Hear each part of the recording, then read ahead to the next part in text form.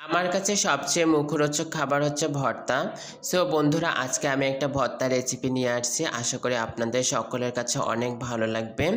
আজকে আমি করব বেগুন ভর্তা। এর জন্য আমি একটা বেগুন সুন্দর মতো ধুয়ে পিস পিস করে কেটে নিয়েছি এবং তাতে নুন হলুদ মাখিয়ে রেখেছি। এরপর একটা ফ্রাই প্যানে তেল গরম করে ওতে কয়েকটা শুকনো মরিচ ভেজে নিয়েছি এবং ওই একই তেলে বেগুনগুলো এপিট ওপিট করে লাল লাল করে ভেজে নিয়েছি।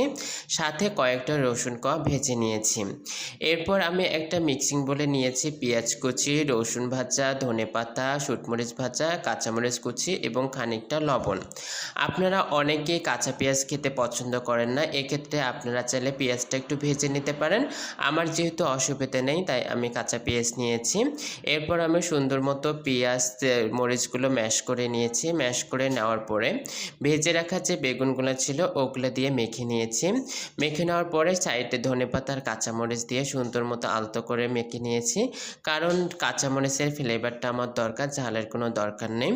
আশা করি গাইস ভিডিওটা আপনাদের কাছে অনেক ভালো লেগেছে। ভালো লাগলে অবশ্যই শেয়ার দিয়ে রাখবেন।